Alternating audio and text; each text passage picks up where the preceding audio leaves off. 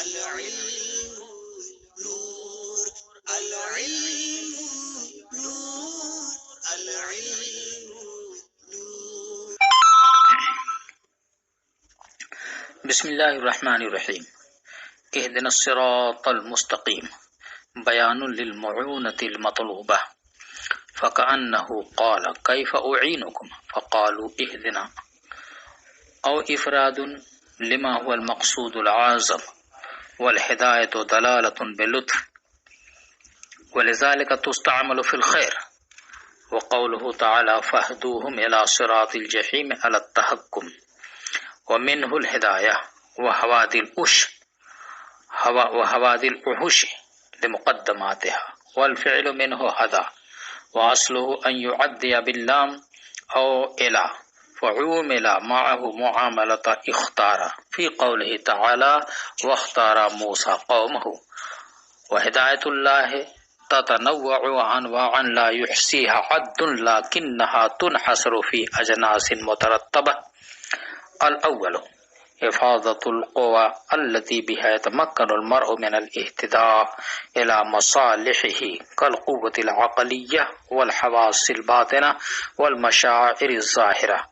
والثاني نصب الدلائل الفارقة بين الحق والباطل والصلاح والفساد، وإليه أشار حيث قال وهديناه النجدين، وقال فهديناهم فاستحبوا العمى على الهدى. والثالث الهداية بإرسال الرسل وإنزال الكتب، وإياها عني بقوله وجعلناهم أئمة يهدون بأمرنا، وقوله إن هذا القرآن يهدي للتي هي أقوم. ترجمہ. اهدنا الصراط المستقیم، اس آیت میں معونت کی توضیح ہے اور وضاحت جو نستعینوں میں طلب کی گئی تھی.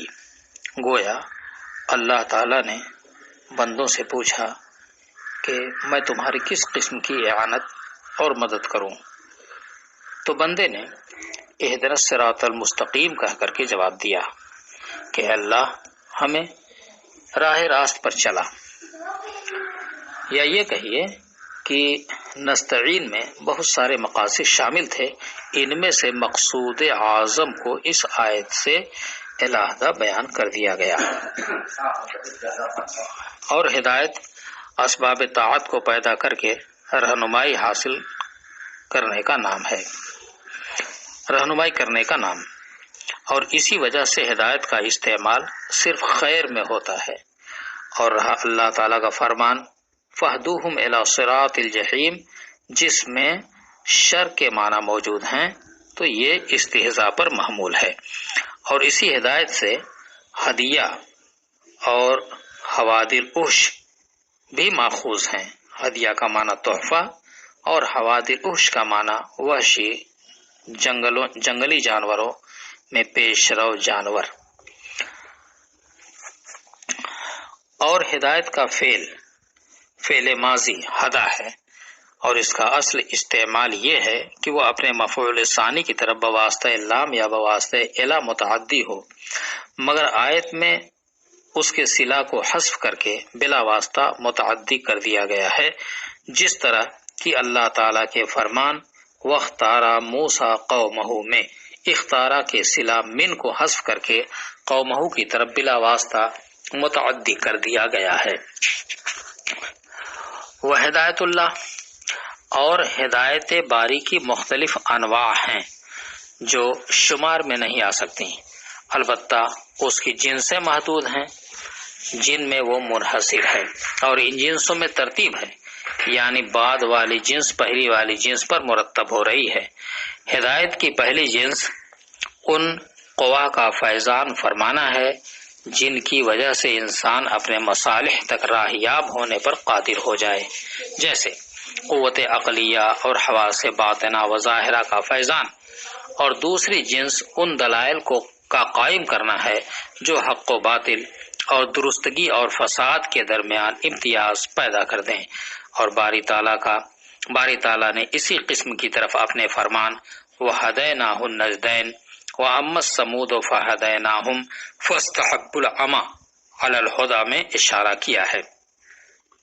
اور تیسری جنس رسولوں کو بھیج کر اور کتابیں نازل فرما کر رہنمائی کرنا ہے، اور اللہ تعالیٰ کے قول وَجَعَلْنَاهُمْ أَئِمَّةً يَهْدُونَ بِأَمْرِنَا وَإِنَّ هَذَا الْقُرْآنَ يَهْدِي لِلَّتِي هِيَ أَقْوَمُ سے یہی ہدایت مراد ہے۔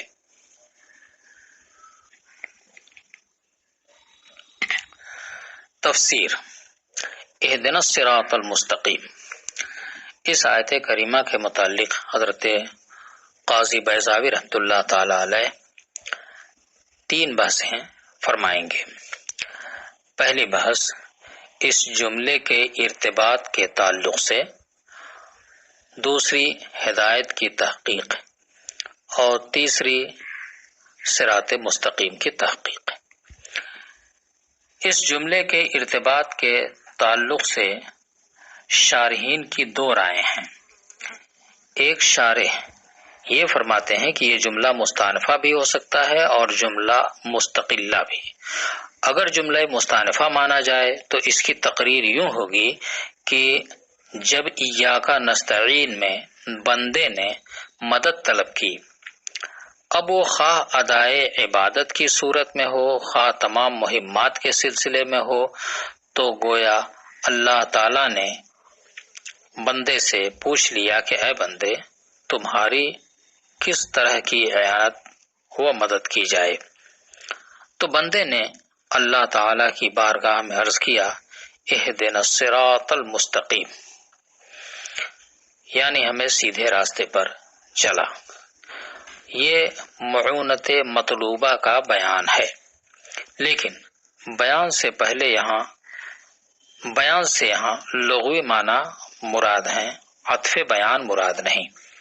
اور جب بیان ہے تو اس جملہ کو ماقبل کے جملہ کے ساتھ کمال اتصال ہوگا، کیونکہ بیان کو مبین کے ساتھ کمال اتصال ہوتا ہے، اور جب کمال اتصال ہے تو حرف عطف کو ترک کر دیا گیا۔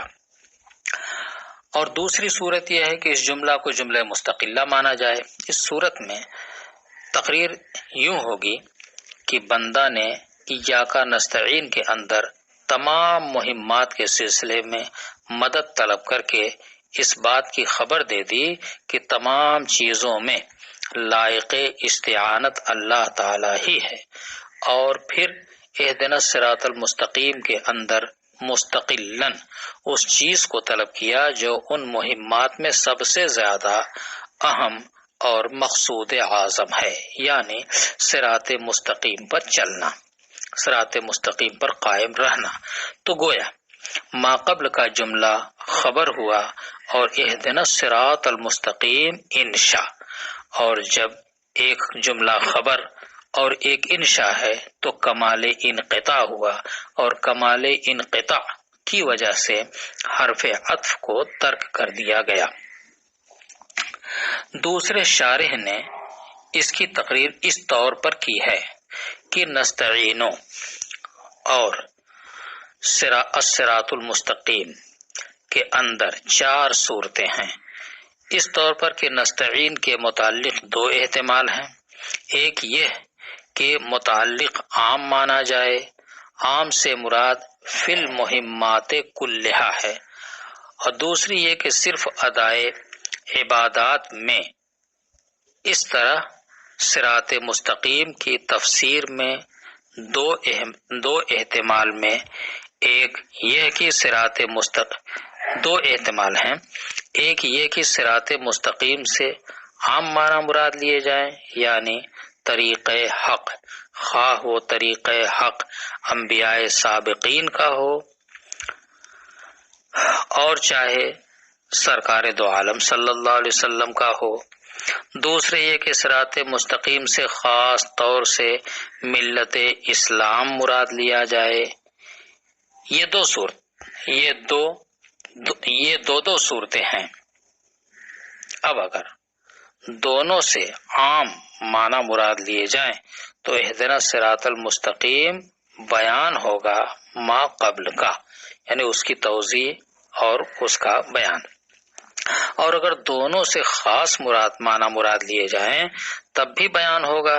ان دونوں صورتوں میں شبہ کمال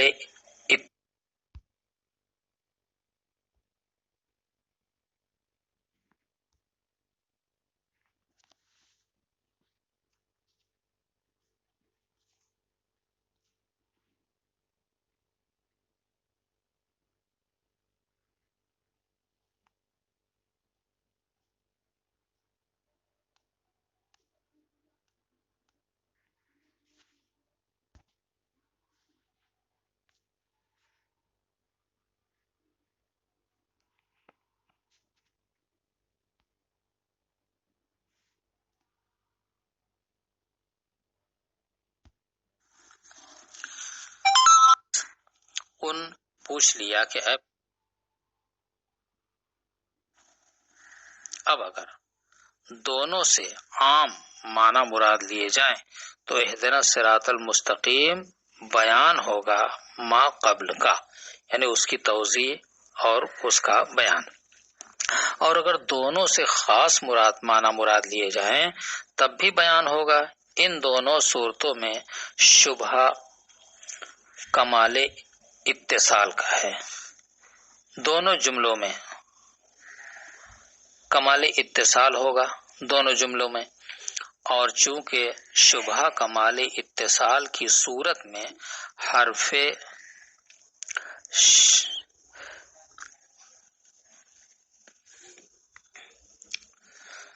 شبہ نے شبہ کمال اتصال ہوگا. چونکہ شبہ کمال اتصال کی صورت میں حرف عطف کو ترک کر دیا جاتا ہے، اس لیے یہاں پر بھی حرف عطف کو ترک کر دیا گیا. اور اگر نستعینوں کا متعلق عام مانا جائے تو صراط مستقیم کا تعلق خاص مانا جائے گا. خاص مانا جائے تو اس صورت میں صراط مستقیم سے اس مقصود اعظم کا بیان ہوگا جو فی المہمات کلہا کے مفہوم میں شامل تھا. یعنی تمام مہمات میں جو مقصود اعظم تھا وہ ملت اسلام ہے، اور اے خدا ہم کو اسی کی طرف ہدایت عطا فرما.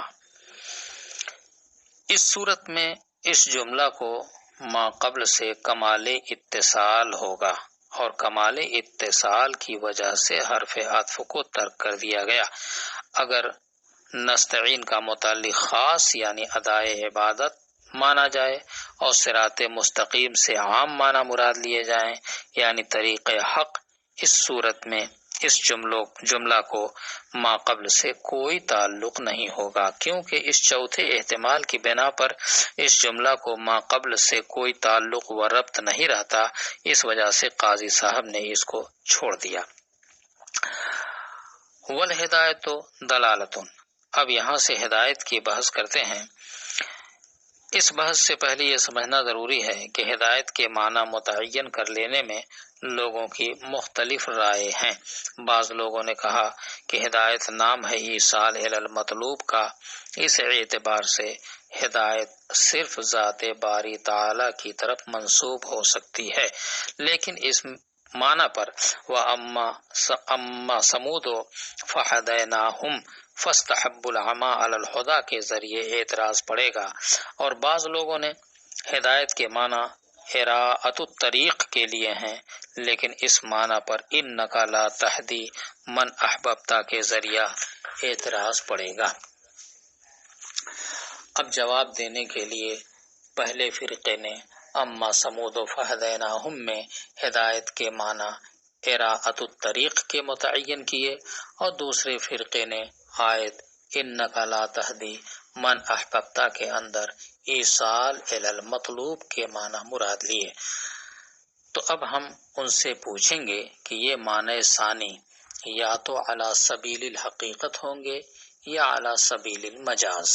اگر علی سبیل الحقیقت مانتے ہیں تو لفظ ہدایت میں اشتراک لازم آئے گا، اور اگر مجاز مانتے ہیں تو لفظ ہدایت میں مجاز کا ارتکاب کرنا لازم آئے گا، اور یہ دونوں اصل کے خلاف ہیں، کیونکہ اصل لفظ میں حقیقت ہے، مجاز و اشتراک خلاف اصل ہیں۔ بعض لوگوں نے ان دونوں قولوں میں فیصلہ اس طور پر کیا ہے کہ اگر مفعول ثانی کی طرف بلا واسطہ متعدی ہو تو ایصال الی المطلوب کے معنی ہوں گے، اور اگر بالواسطہ ہو تو اراۃ الطریق کے معنی میں ہوگا۔ لیکن اس مسلک میں بھی نقص ہے، اور نقص یہ ہے کہ یہ قرآن پاک کی بعض آیات کے خلاف ہے۔ آیت وَہَدَيْنَاهُ النَّجْدَيْن، یعنی ہم نے انسان کو طریق خیر و طریق شر دکھلا دی، دونوں کی طرف ہدایت کی۔ دیکھیے اس آیت کے اندر ہدایت اپنے مفعول ثانی کی طرف بلا واسطہ متعدی ہے، مگر یہاں ایصال الی المطلوب کے معنی مراد نہیں، کیونکہ آگے چل کر فَلَاقْتَحَمَ الْعَقَبَةَ فرمایا، جس کے معنی یہ ہیں کہ ہدایت دینے کے بعد بھی انسان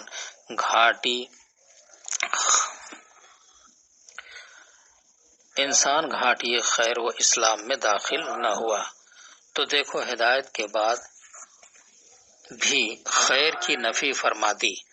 اگر یہاں ایصال الی المطلوب کے معنی ہیں تو مقصود تک پہنچ جانے کے بعد پھر داخل نہ ہونے کے کیا معنی؟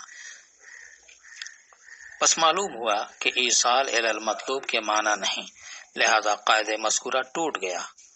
دوسری آیت انک لا تہدی من احببت اور ولکن اللہ یہدی من یشاء الی صراط مستقیم، اس آیت میں دوسرا یہدی متعدی ہے الی کے ذریعے، مگر ایصال الی المطلوب کے معنی میں ہے، کیونکہ اللہ تعالی نے لاکنہ سے اپنے لیے اس ہدایت کو خاص کیا جس ہدایت کی حضور سے نفی فرمائی ہے، اور یہ متفقہ فیصلہ ہے کہ ایصال الی المطلوب کی نفی کی گئی ہے حضور سے، لہذا آپ کا قاعدہ کہ اگر بطور الی متعدی ہو تو معنی اراۃ الطریق کے ہوں گے، یہ قاعدہ بھی ٹوٹ گیا۔ نیز یہ فرق صرف استعمال کے اعتبار سے ہے، وضع کے اعتبار سے نہیں، حالانکہ کسی شے کے معنی وضع کے اعتبار سے متعین کیے جاتے ہیں۔ بہرنو کوئی بھی قول خدشہ سے خالی نہیں، لیکن قاضی صاحب رحمۃ اللہ علیہ ان میں سے کسی کے بھی پیچھے نہیں پڑتے، اور انہوں نے ہدایت کے ایسے معنی بیان کیے ہیں جس میں نہ اشتراک ماننا پڑتا ہے نہ مجاز ماننا پڑتا ہے، جس کا حاصل یہ ہے کہ ہدایت نام ہے قدر مشترک کا، خواہ وہ ایصال الی المطلوب ہو خواہ اراۃ الطریق۔ یہی معنی قاضی صاحب رحمۃ اللہ علیہ الہدایت دلالۃ باللطف سے بیان کر رہے ہیں۔ لطف کہتے ہیں خلق ما یقرب العبد الی الطاعۃ من غیر الجاء، یعنی ان چیزوں کا پیدا کر دینا جو بندے کو بلا جبر طاعت کے قریب کر دے۔ اب دلالت باللطفن کا ترجمہ یہ ہوگا کہ اسباب طاعت کو پیدا کر کے رہنمائی کرنا، چاہے وہ ایصال الی المطلوب کے طریقے پر ہو یا اراۃ الطریق کے طریقے پر ہو، اور چونکہ ہدایت کے اندر لطف کا مفہوم ملحوظ ہے، اسی وجہ سے صرف خیر کے اندر ہدایت کا استعمال ہوتا ہے، شر کے اندر نہیں۔ لیکن اس کے اوپر اعتراض وارد ہوتا ہے کہ ہم آپ کو دکھلاتے ہیں کہ ہدایت آیت کے اندر شر کے معنی میں استعمال ہے۔ آیت کریمہ فَاهْدُوهُمْ إِلَى صِرَاطِ الْجَحِيمِ شر کے معنی میں اس طور پر ہے کہ دوزخ کے راستے کی طرف رہنمائی کرنے کا اس آیت میں حکم دیا گیا، اور یہ از قبیل شر ہے نہ کہ از قبیل خیر۔ جواب اس کا یہ ہے کہ یہ کلام تحکم اور استہزاء کے طور پر ہے۔ تحکم کہتے ہیں عہد الضدین کو آخر کے معنی میں استعمال کرنا، جیسے بخیل کے لیے سخی کا لفظ استعمال کرنا۔ بعض لوگوں نے یہ بھی جواب دیا ہے کہ ہدایت یہاں تقدیم کے معنی میں ہے، بس فَاهْدُوهُمْ إِلَى صِرَاطِ الْجَحِيمِ کے معنی قدموہم الیہ کے معنی ہوں گے۔ یعنی جہنم کی طرف ان کو بڑھاؤ۔ وَمِنْهُ الْهَدِيَّةُ وَحَوَادِلْ اُحْش، اور کہتے ہیں کہ ہدیہ بھی ہدایت ہی سے ماخوذ ہے اور حوادل احش بھی اسی سے ماخوذ ہے، اور دلالت کے معنی اس میں اس طور پر پائے جائیں گے کہ ہدیہ دلیل ہے محبت کی، اور حوادل احش ان جانوروں کو کہتے ہیں جو وحشی ریوڑوں کے آگے ہوتے ہیں اور ان کے سربراہ ہوتے ہیں، اور ان کے اندر بھی دلالت کے معنی اس طور پر پائے جاتے ہیں کہ وہ بھی رہنما ہوتے ہیں اپنے پیچھے والے جانوروں کے، چونکہ ہدایت کے معنی میں لطف کے معنی ملحوظ تھے، اور لطف کے معنی آتے ہیں خلق ما یقرب العبد الی الطاعات، یعنی اسباب طاعت کا پیدا کرنا۔ اس میں معتزلہ اور اشاعرہ کا اختلاف ہے، لہذا یہ بھی معلوم ہونا چاہیے کہ معتزلہ کا کہنا یہ ہے کہ اسباب طاعت اور اصلح للعباد کا پیدا کرنا اور بھیجنا اللہ پر واجب ہے، لیکن اشاعرہ کہتے ہیں کہ اللہ پر کوئی چیز واجب نہیں، بلکہ اصلح للعباد بھیج دینا یہ اللہ کی طرف سے تفضل اور احسان ہے۔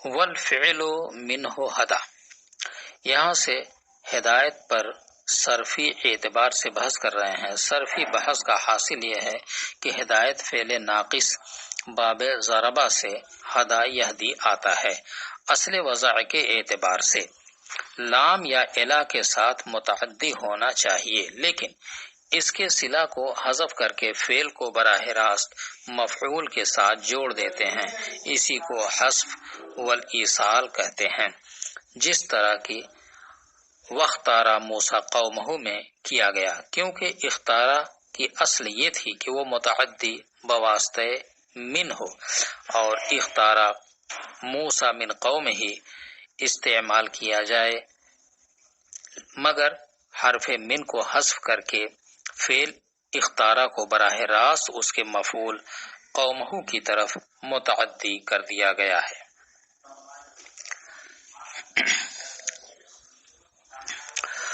وہدایت اللہ تتنوع انواعا، ہدایت کی تعریف کے بعد فرماتے ہیں کہ ہدایت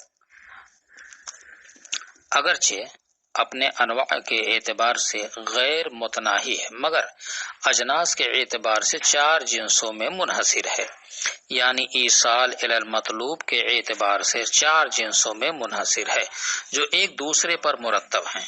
سب سے پہلا مرتبہ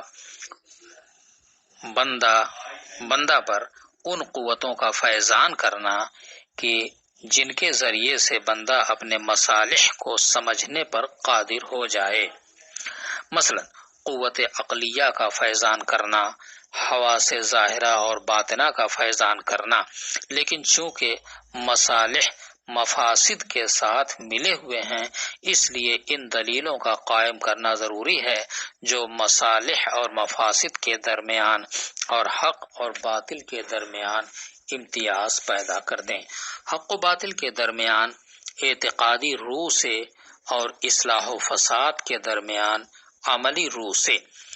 اس وجہ سے دوسرے مرتبہ میں ان دلائل کو قائم کرنے کی ضرورت پیش آئی جو حق و باطل کے درمیان اور صلاح و فساد کے درمیان امتیاز کرنے والے ہوں، اور یہی ہدایت کا دوسرا مرتبہ ہے، اور اسی کی طرف اللہ تعالی نے اپنے فرمان وَهَدَيْنَاهُ النَّجْدَيْنِ اور فَاسْتَحَبُّوا الْعَمَى عَلَى الْهُدَى سے اشارہ فرمایا ہے، کیونکہ ہدیناہ النجدین کے معنی یہ ہیں کہ ہم نے انسان کو خیر و شر کے دونوں راستے کی ہدایت کر دی، یعنی وہ دلائل قائم کر دیے جو خیر و شر کے درمیان امتیاز پیدا کرنے والے ہیں، اور فہدیناہم فاستحبوا العمى علی الہدی کی قاضی صاحب نے خود تفسیر کر دی ہے کہ فدللناہم علی طریق الحق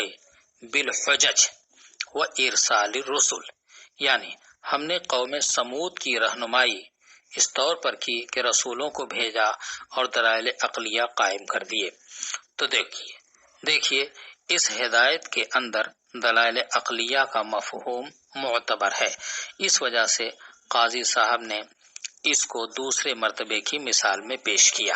لیکن ابھی بعض امور ایسے تھے کہ جن کی حقیقت و بطلان صحت و فساد کی وجہ معلوم کرنے کے لیے عقل ناکافی تھی، اس لیے رسولوں کو بھیج کر اور کتابوں کو نازل فرما کر امتیاز کرانا ضروری تھا، لہذا تیسرے مرتبہ کی ضرورت پیش آئی، جس کے بارے میں قاضی صاحب فرماتے ہیں الثالث الہدایۃ بارسال الرسل و انزال الکتب وجعلناہ ائمۃ یہدون بامرنا میں ہدایت بارسال الرسل کی طرف اشارہ ہے، کیونکہ آیت کے معنی ہے کہ پیغمبروں کو ہم نے مقتدا بنایا کہ ہمارے حکم سے لوگوں کو راہ دکھلائیں، اور ان ھذا القرآن یہدی للتی ہی اقوم میں ہدایت بے انزال الکتب کی طرف اشارہ ہے، کیونکہ آیت کے معنی ہے بے شک قرآن ایسے راستے کی ہدایت کرتا ہے جو معتدل اور درست راستہ ہے۔ ان دونوں آیتوں سے ثابت ہوتا ہے کہ خود ائمہ ہادی ہیں اور خود قرآن ہادی ہے۔ پھر خاص طور سے مصنف کا ایہا غنیہ بطور حصر کہنا کیسے درست ہو سکتا ہے، کیونکہ ایہا غنیہ کا معنی تو یہ ہے کہ اللہ تعالیٰ نے تیسری ہدایت مراد لی ہے، اور ہدایت قسم ثالث ہے، ہدایت اللہ کی یعنی اللہ تعالیٰ ہادی ہے، اور ان دونوں آیتوں سے معلوم ہوتا ہے کہ ائمہ ہادی ہیں اور قرآن ہادی ہے۔ تو اس کا جواب یہ ہے کہ ان دونوں آیتوں میں اسناد ذبح السکین کے قبیل سے ہے، یعنی فعل کی نسبت سبب کی طرف کر دی گئی ہے۔ حقیقتاً سکین مسند الیہ ہے، حقیقتاً سکین مسند الیہ نہیں ہے، ذبح سکینوں میں سکین مسند الیہ در حقیقت نہیں ہے۔ اسی طرح ہدایت کی نسبت ائمہ کی طرف اور قرآن کی طرف یہ مجازن ہے، ورنہ حقیقتاً تو اللہ تعالیٰ ہی ہادی ہے۔